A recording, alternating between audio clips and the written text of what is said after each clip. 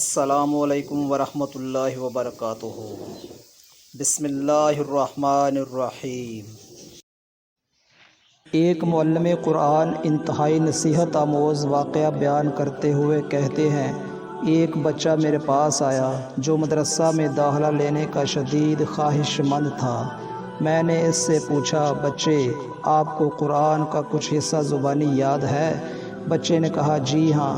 میں نے اس کا امتحان لیتے ہوئے کہا، پھر آپ مجھے 30واں پارہ سنائیں۔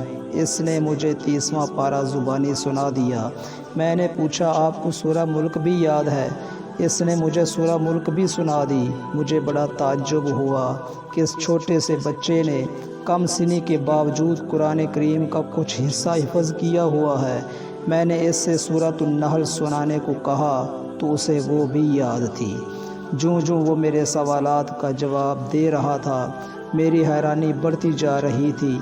میں نے سوچا کہ اب اس سے بڑی صورتوں کے متعلق پوچھتے ہیں۔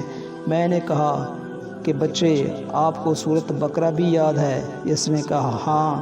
میں نے جواب دیا اور ساتھ کسی غلطی کے بغیر اس نے سورہ بقرہ بھی زبانی سنا ڈالی۔ میں نے متعجب ہو کر پوچھا، بچے لگتا ہے کہ آپ نے پورا قرآن حفظ کر رکھا ہے؟ اس نے کہا، جی۔ یہ سنتے ہی فرط مسرت سے میری زبان سے بے ساختہ سبحان اللہ، ماشاء اللہ، تبارک اللہ کے الفاظ ادا ہونا شروع ہو گئے۔ میں نے اس سے کہا، آپ کل میرے دفتر آ جائیے گا اور ساتھ اپنے سرپرست کو بھی لیتے آئیے گا۔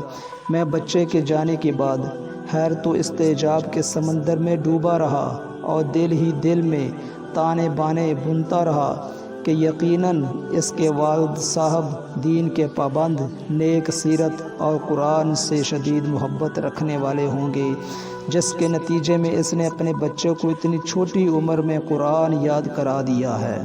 مجھے اس وقت حیرانی کا شدید جھٹکا لگا جب وہ کل صبح اپنے والد صاحب کو لے کر آیا تو اس کے والد صاحب ظاہری شکل و صورت سے بالکل بھی متبع سنت اور پابند شریعت نہیں لگ رہے تھے۔ اس بچے کے باپ نے میری پریشانی اور استعجاب کو بھانپ لیا اور فوراً بولا، میں جانتا ہوں کہ آپ میرے اس بچے کا والد ہونے کی وجہ سے حیران و ششدر ہو رہے ہیں۔ میں ابھی آپ کی حیرت ختم کیے دیتا ہوں۔ اصل بات یہ ہے کہ اس بچے کے حفظ قرآن کے پیچھے اس کی والدہ کا ہاتھ ہے، جو بچوں کی تربیت کے حوالے سے 1000 آدمیوں کے برابر ہے۔ آپ یہ بات سن کر مزید حیران ہوں گے کہ میرے 3 اور بیٹے ہیں اور سب قرآن کے حافظ ہیں۔ میری سب سے چھوٹی بیٹی 4 سال کی ہے اور وہ بھی 30واں پارہ حفظ کر چکی ہے۔ میری حیرانی انتہا کو پہنچ چکی تھی۔ میں نے پوچھا، یہ کیسے ممکن ہے؟ 4 سال کی بچی نے 30واں پارہ کیسے یاد کر لیا ہے؟ اس نے جواب دیا کہ بچوں کی والدہ کا طریقہ کار یہ ہے کہ جب بچہ بولنا شروع کرتا ہے تو وہ اسے قرآن یاد کروانا اور حفظ قرآن کا شوق دلانا شروع کر دیتی ہے۔ وہ بچوں کا مقابلہ کرواتی ہے اور کہتی ہے کہ جو سب سے پہلے یہ سورت یاد کرے گا، رات کا کھانا اس کی پسند کا بنے گا۔ جو سب سے پہلے پارہ حفظ کرے گا، ہم ویکینڈ پر اس کی پسند کی جگہ جائیں گے۔ جو سب سے پہلے قرآن ختم کرے گا، ہم سالانہ چھٹیاں اس کے منتخب کردہ علاقے میں گزارنے جائیں گے۔ یوں بچے اپنے اپنے شوق کی تکمیل کیے حفظ قرآن میں بڑھ چڑھ کر حصہ لیتے ہیں۔ جی ہاں، ایسی نیک مائیں ہی گھر سنوارتی ہیں۔